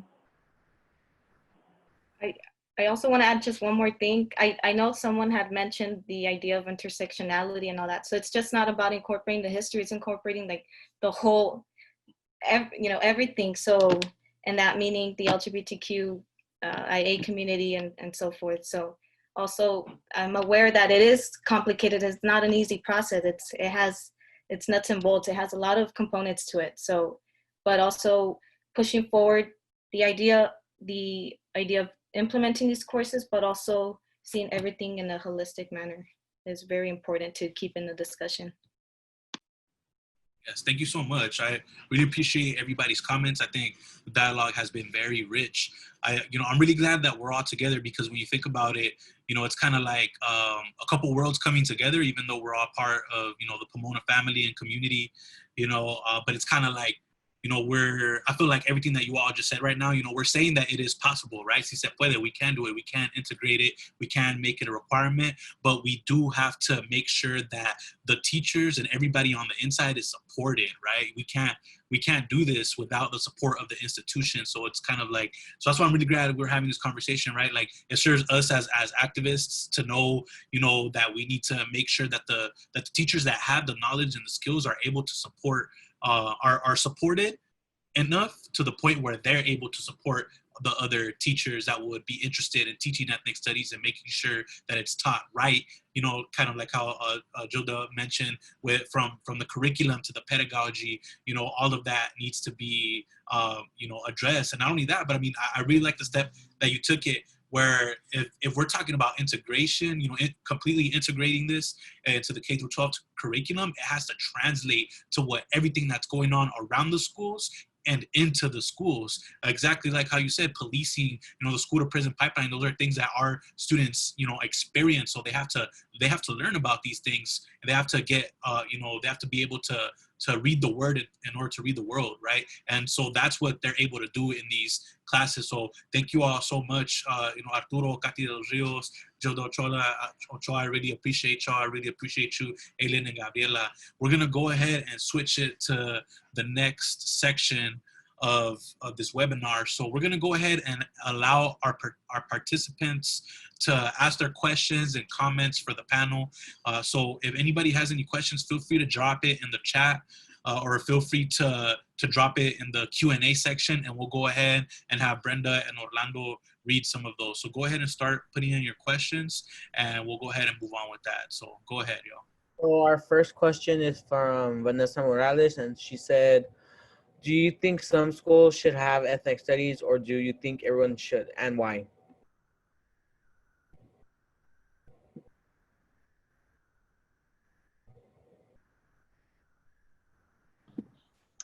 I'll jump in. Yeah, I mean, I think it does a lot of damage when students only get the master curriculum. I gave the example earlier, like I came out of 11th grade thinking Ronald Reagan was the best president ever, and little did I know, you know. So yeah, it's definitely, you know, it's super important because that way you understand the world you're living in, like for real, and not just like a history that whitewashes like just all the brutality that could be ignored. So I definitely think everybody should. It's a hard thing to do. It's doable, but you know, like we mentioned just earlier, like to do it right and sustainable, it's gonna be a lot. But it's definitely could be done, should be done, will be done. You know, it's just gonna take a lot. I also agree with Mr. Molina because we also have to see that when we implement these courses, we have to look at the history of the city. So for example, Pomona, we have to look at the demographics. We have to look at, question, why are certain cops in this side of Pomona and not on that side of Pomona? You have to question just the overall structure of Pomona and the politics of it. And that's when you'll be able to implement the right courses and the right curriculum into these classes. Because we don't just want to teach an ethnic studies course that's just only based on you know, on the history of one certain group. We want to create, again, that holistic viewpoint. We want to create that collectivity, but through that, we have to look at the history of our city. We have to look at, and that is through interactions with the families, with students, with people at the district, with just people, with the organizers, with activists in the city, within the city. But yes, I agree that we should implement these courses. But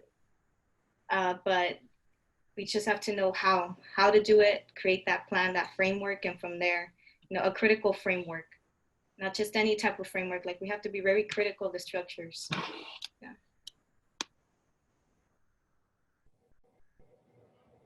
Okay, we can move on to the next question. This is from Julian Lucas. I had the opportunity to attend Portland State University during the 90s. I actually studied under the late, great Ruben Sierra, who was the director of the Chicano/Latino Studies program. Ruben, being an actor, incorporated theater arts within his curriculum. My question is the arts incorporated into ethnic studies?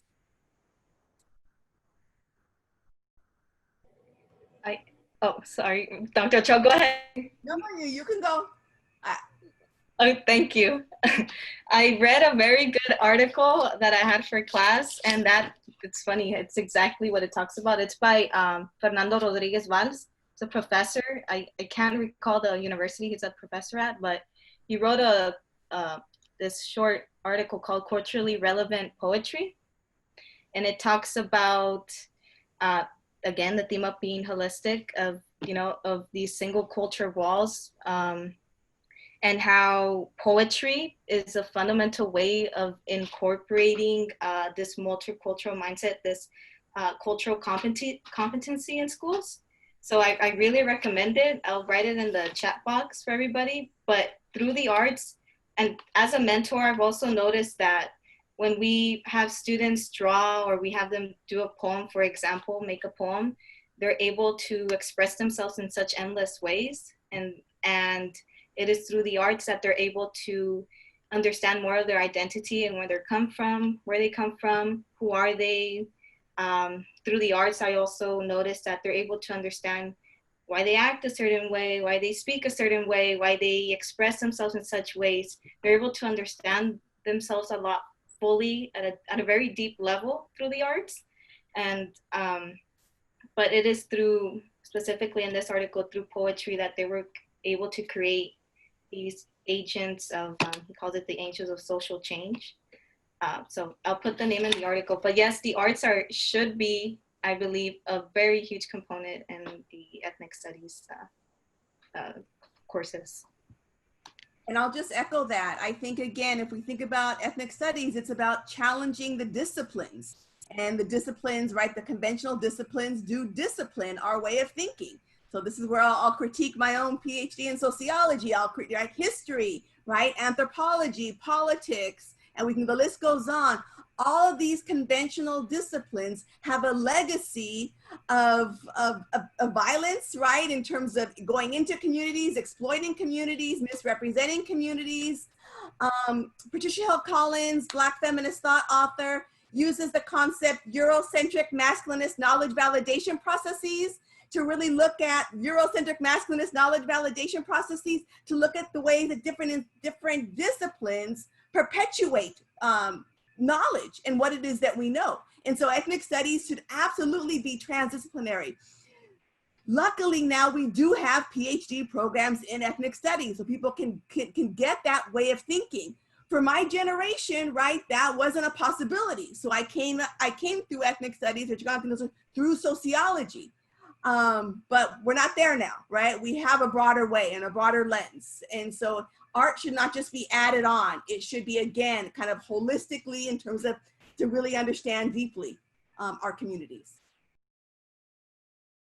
Yeah, and as an everyday classroom teacher, one of the things that I took from Katy in the class is she said, like, we never have tests. I was like, all right, we're never having tests. Cool, I can vibe with that.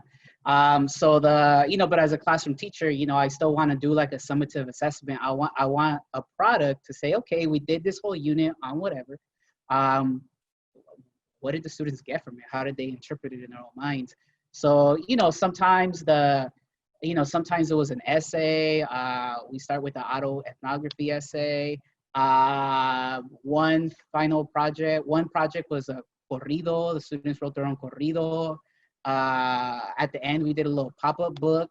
I think as a classroom teacher, it's just kind of what like, will I ever do an art project that requires like classical painting? Maybe not, because I don't know anything about it, but I could, we could try it out. But as far as like the everyday classroom teacher, I think it's just whatever the skill set the teacher brings to the table. Then the cool thing about ethnic studies is that's what you bring to the table, and like, go ahead and do it. Like if you're a singer, you'll incorporate. If you know about singing, let's sing. If you're a rapper, let's rap. If you're a sculptor, let's sculpt. And that's the beauty about like ethnic studies. And like, to be honest, like that stuff kind of started creeping in my AP US history class. Like, oh, let's not write an essay. Let's write a poem, whatever. Let's make some memes. I don't know. Let's see what we can do. But yeah, like it definitely, the art should be a part of it. But as far as like implementation, at least in my opinion, it depends on what skill set the teacher brings or is willing to learn.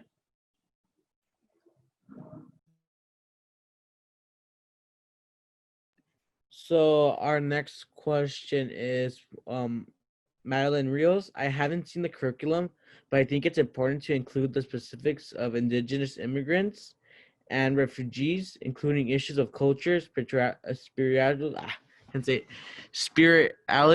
worldviews, language, educational opportunities, intensified discrimination, as well as accomplishments. Is this aspect being included at present?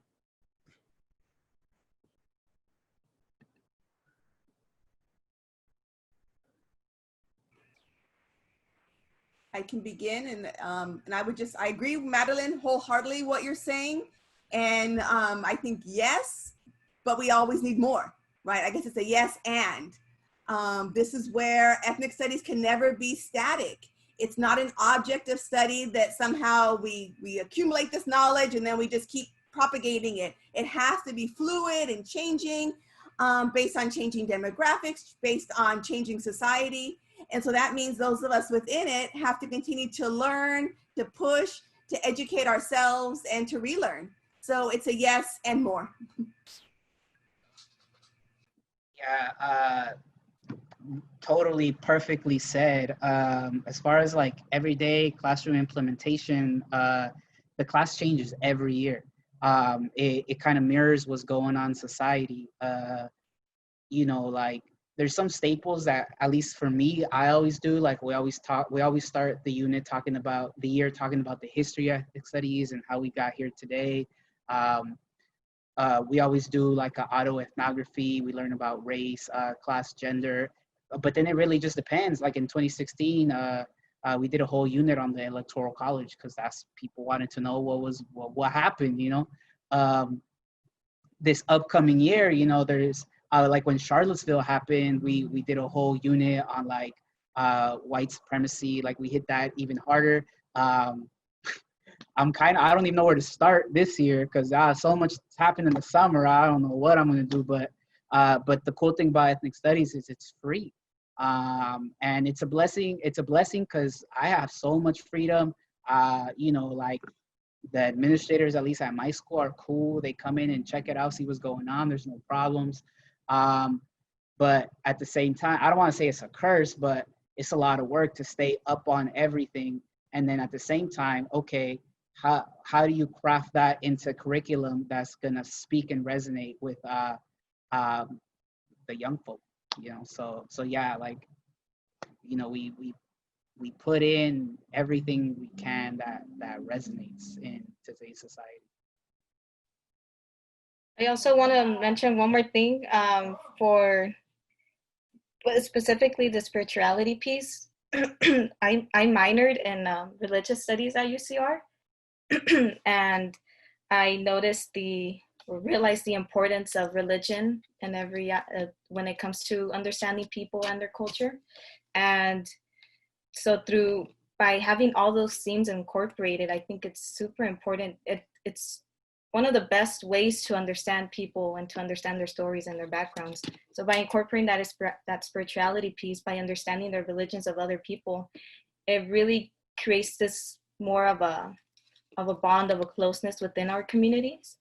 And also you mentioned, Madeline, language. I read this quote on an article that I read. It says that language is culture and culture is language. So when we learn about the languages of others, and language is different for everybody. Language, bilingualism, it's different for everybody. So through language, through religion, through learning about the history of Indigenous people, we're really we're starting to shift mindsets from this, this Eurocentric point of view, because a lot of the history, unfortunately, represents white history, and it's not the people, Black history, not people of color history. And so when we take in all those themes, we are shedding light upon these identities, and we are, again, giving them that platform. So I do agree. I can keep going, but I do agree with bringing in all those themes. Yeah. Yeah, so we want to be conscious of time, but also there's so many good questions on the Q&A box. So I just wanted to ask the panelists if they're okay with maybe spending like 10 more minutes on a couple questions. Yeah, because there's so many good questions, and I think this is a really, really good conversation. Yeah.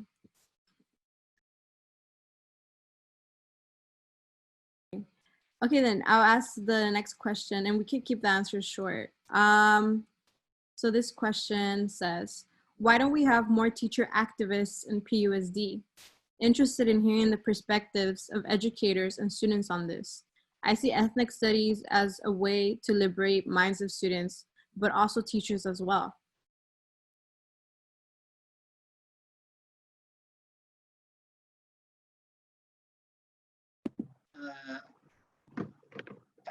That's a tough one. I'll try to answer it quickly. At least my answer. I think being an activist is you know it's a big thing. I guess you could even maybe make the argument that it's like a lifestyle. It's a worldview. It's a way you live your life. It's having a critique of of the status quo, and not everybody has that lens yet.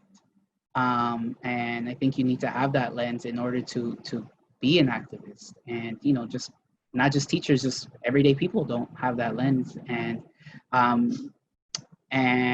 it's important to, like, at least, and this is just me, like my opinion type stuff. I think one of the things that we can start doing is, instead of I know, especially on social media, we have it's so easy to call people out, but I think we need to start calling people in. Because when we're calling people out and saying, hey, you suck for not having this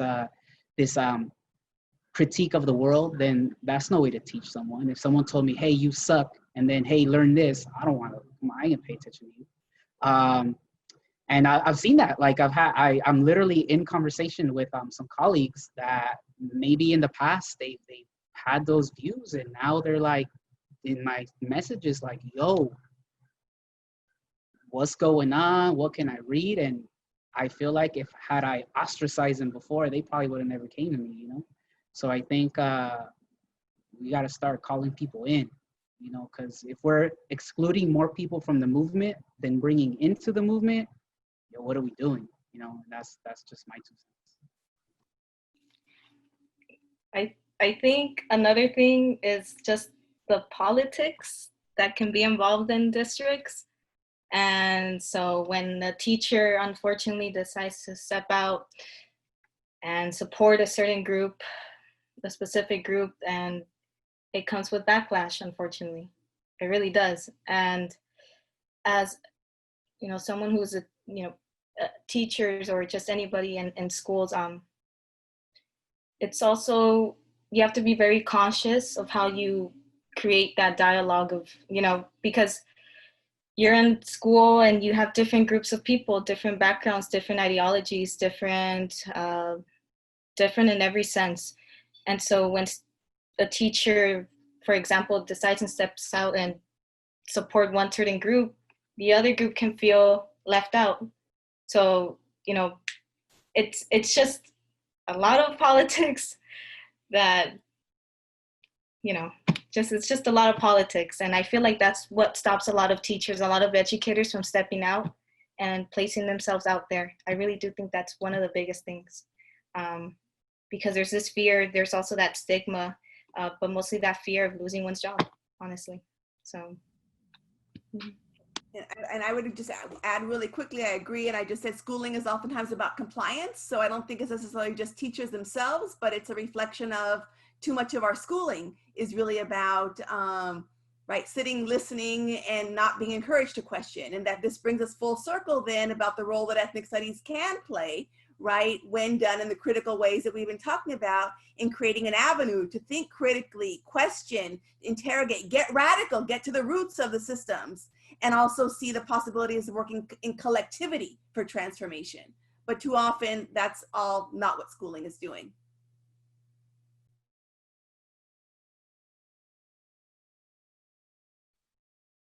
Okay, thank you for that answer. I think we can move on to the next question really quick. What sort of techniques or strategies were effective in response to students that may feel jaded or disengaged with academic institutions or community involvement?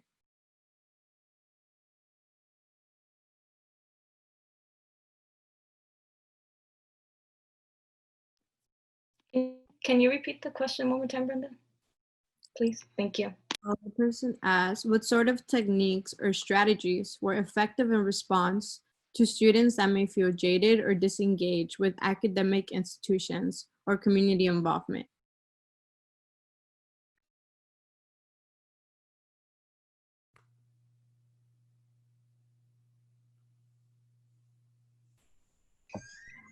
I think to the extent that we, oh, sorry, go.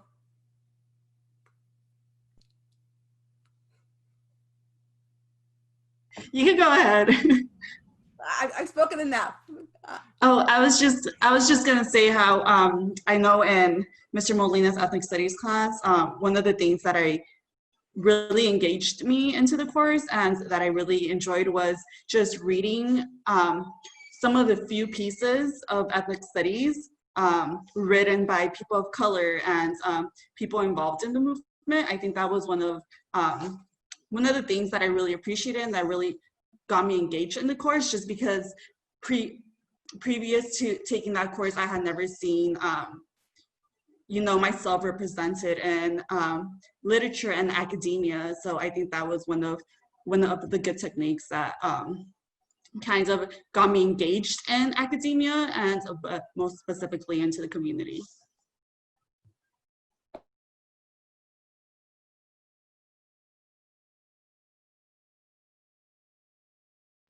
So our next question is, if it's okay with you guys, if we go ahead and move on to the next question. Okay, so our next question is, what do you think about State Senator Ben King and other Jewish leaders derailing the state curriculum? What is your position on the on issues they raised? I can speak a little bit to that. I think it's Laura Santos. It's good to see you on the call. A couple of things come to mind. I think it was, again, a conservative backlash, right? So I don't want to say it was all the Jewish community, but it was more conservative Jewish communities who were really anti having the Palestinian struggle emphasized in the model curriculum. My concern with the whole debate regarding the model curriculum is really speaks to the issue we were talking about, who's teaching ethnic studies, is that who's then deciding on the model curriculum, and to what extent do they have familiarity and deep knowledge of critical ethnic studies. And in some cases, those people that were making the final decisions did not. One of the critiques that the model curriculum got was that concepts and frameworks were used, such as intersectionality, frameworks that are integral to what we do, and those were critiqued as though other areas of knowledge don't have their own frameworks and concepts. So what some of the conservatives were able to do in critiquing the model curriculum is to galvanize their base. And this brings us back to, again, what was Fabian led us with, right? That we need to organize, and well, we are, but continue to organize and make sure that our voices are heard, that we advocate on behalf of what we think needs to be advocated with regard to critical ethnic studies. Because that's really, I think, what needs to happen to make sure that we really are amplifying our voices even further and drawing on more people to emphasize what is the value of critical ethnic studies.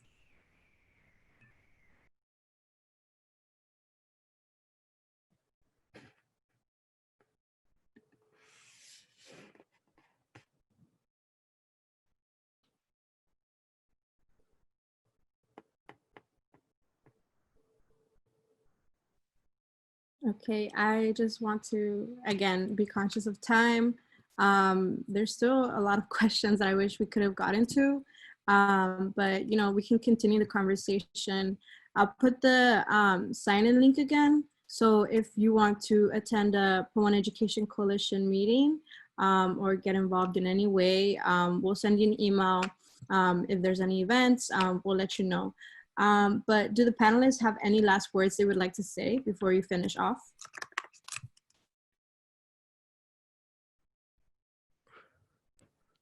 I just want to say thank you to all the organizers, everybody for setting this.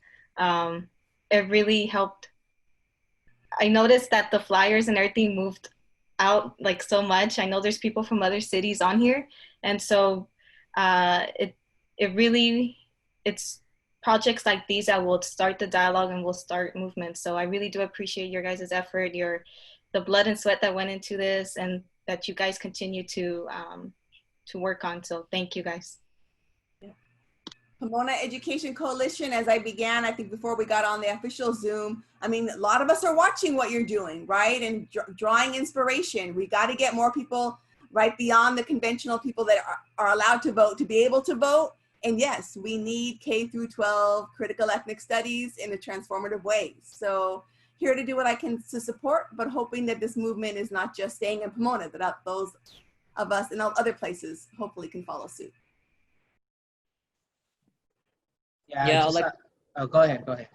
Yeah, I would like to thank all the panelists who came here to share their stories on how Chicanx and Latinx classes have affected has it impacted your way of thinking of other cultures and how it impacts also your classmates?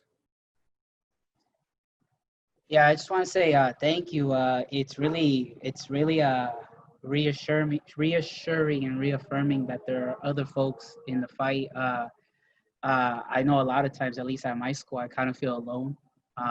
You know, I'm the only ethnic studies teacher. I'm like the angry political guy. Sometimes I feel like that's how people see me. So it's really cool that it's like there's a whole group of people that are like that vibe with it. So yeah, shout out to everybody. Yeah, so thank you for all the organizers that made this event happen. It was nice for everyone to come together from, as everyone has been saying, like multi-generational and from like different and their involvement in this ethnic studies movement, and like being able to see this ethnic studies movement being carried out beyond what it is now. That's a really great thing to see. Just being a student and having experienced that, it's great to see that it's being pushed through K to 12, so everyone could experience this and be able to learn their histories and not feel alienated from this Eurocentric history that everyone is taught from K to 12, and kind of like alienated from learning their own history. So thank you for everyone who also tuned in to listen to us talk and participating. Thank you. Just wanted to say, also thank you all for the work that you do in your areas. This isn't just a one area battle. We have multiple fronts, and I'm glad that we're here today, and we're bringing those fronts together into one united one. And this is history right here, what we're doing. And you all shared a piece of the Chicanx, Latinx history here in Pomona, a history that is often ignored and not acknowledged.